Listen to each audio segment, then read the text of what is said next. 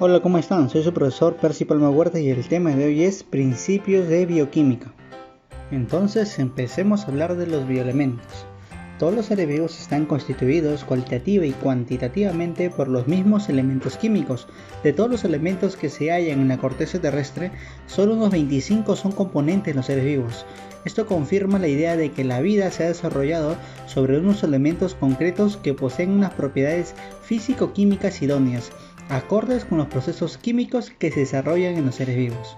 Se denominan elementos biogénicos o bioelementos aquellos elementos químicos que forman parte de los seres vivos.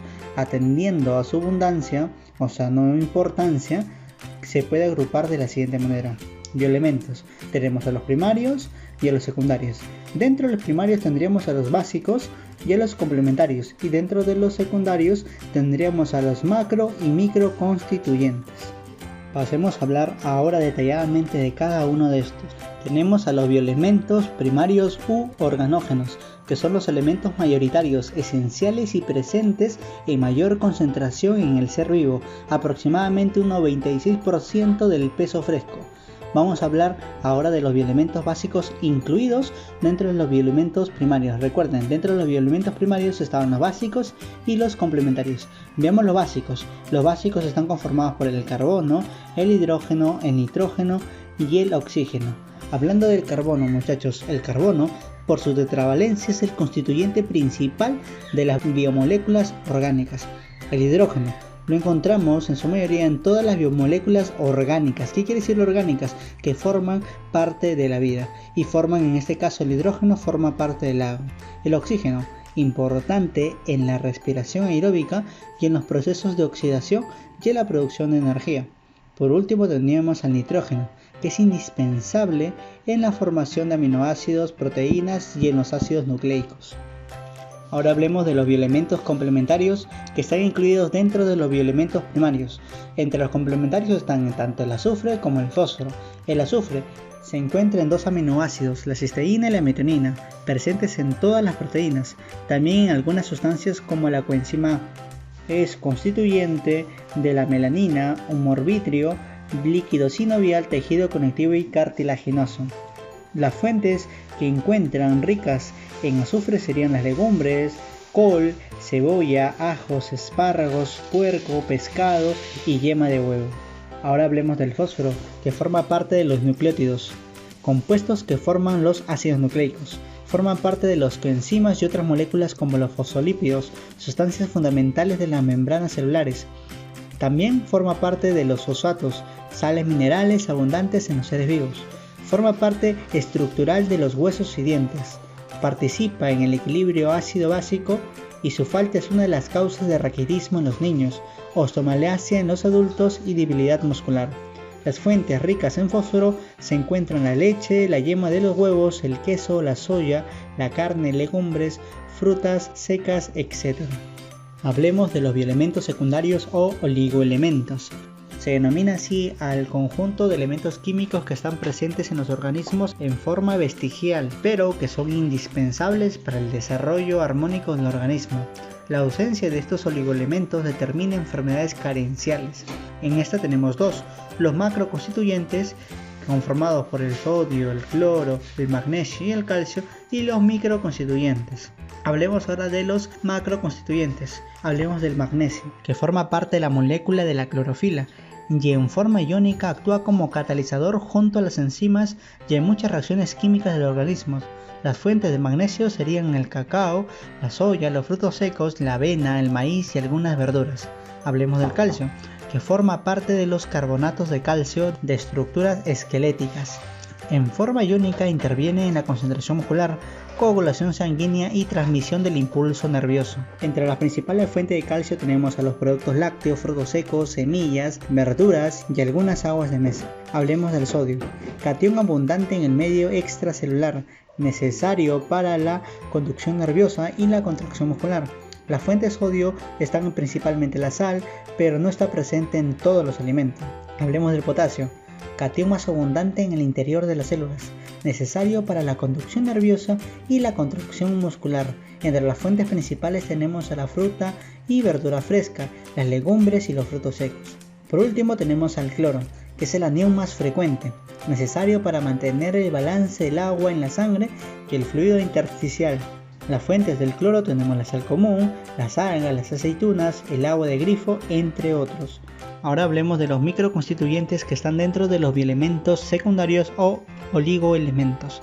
Entre ellos encontramos al hierro, fundamental para la síntesis de clorofila, catalizador en reacciones químicas y se encuentra formando parte del citocromos que intervienen en la respiración celular, y en la hemoglobina que interviene en el transporte del oxígeno.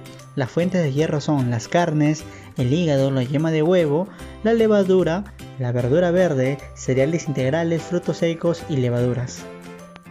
Otro sería el manganeso. Este elemento cumple varias funciones que incluyen el metabolismo de las proteínas y carbohidratos y reproducción. Se piensa que el manganeso es un activador de los sistemas enzimáticos que intervienen en la producción de energía, la síntesis del ácido graso y en el metabolismo de los aminoácidos. Asimismo, está implicado en la producción de hormonas sexuales, interviene en la fotólisis del agua durante el proceso de la fotosíntesis en las plantas. Las principales fuentes de manganeso tenemos los pescados, los crustáceos, los cereales integrales y las legumbres. Otro componente sería el yodo, necesario para la síntesis de la tiroxina, hormona que interviene en el metabolismo.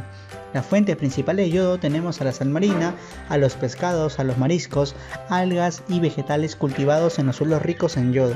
Otro bioelemento tendríamos al flúor, que forma parte del esmalte dentario y de los huesos.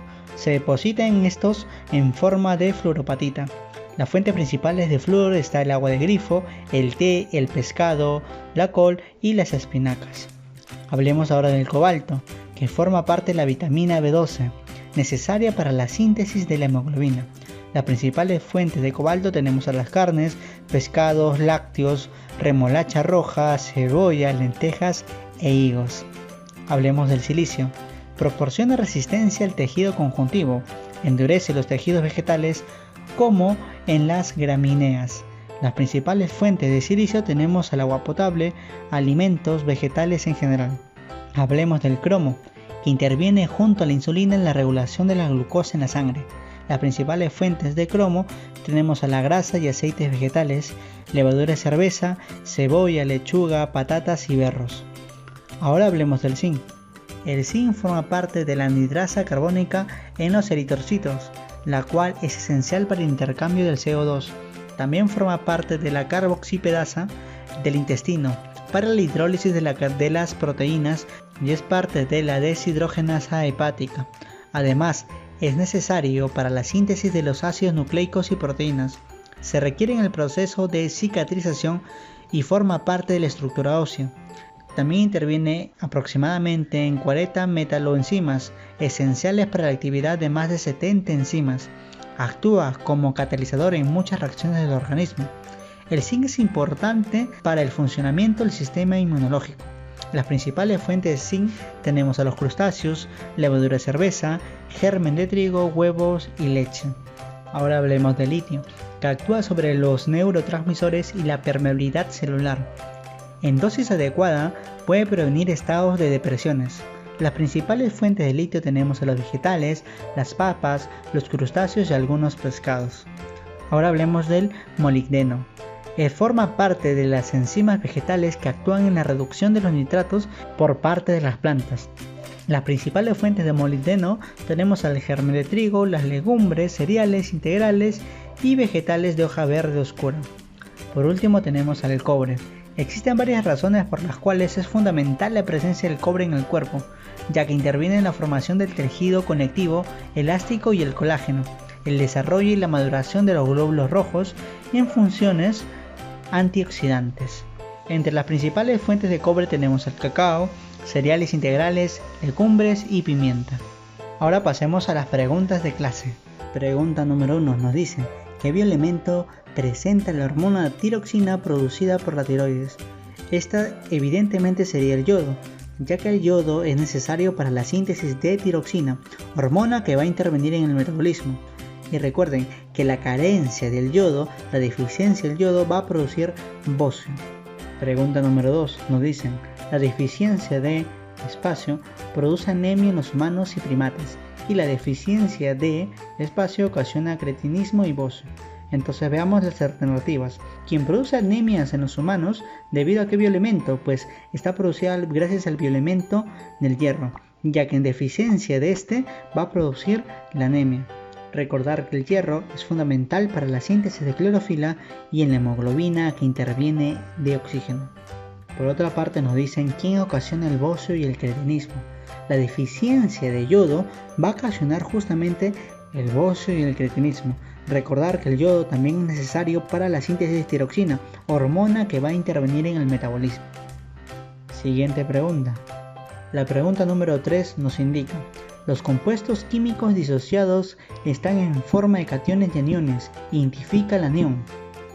La primera alternativa nos dice el potasio. Recordar que el potasio es el catión más abundante en el interior de las células, pero en este caso nos piden hallar el anión, así que el potasio no vendría a ser una de ellas.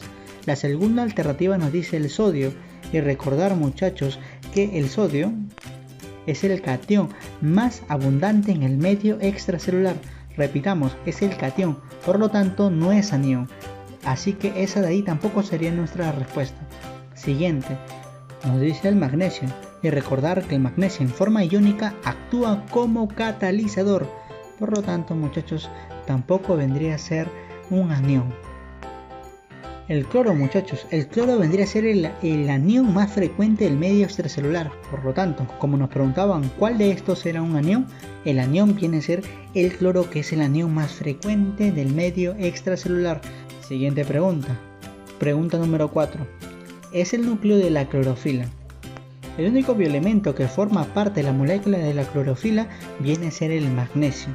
Recordar, muchachos, también que el magnesio en forma iónica actúa como catalizador junto a las enzimas en muchas reacciones químicas del organismo. Siguiente pregunta. Pregunta número 5. Es el núcleo de la hemoglobina. Como todos sabemos, muchachos, la hemoglobina tiene como componente fundamental al hierro. Recordar, muchachos, que el hierro es fundamental para la síntesis de clorofila y también actúa como catalizador en reacciones químicas, y también es muy importante en la hemoglobina, ya que interviene en la función de dar oxígeno. Bueno, muchachos, hemos llegado al término de la clase. No se olviden de presentar sus trabajos y sus tareas. Los estaré esperando. Muchas gracias.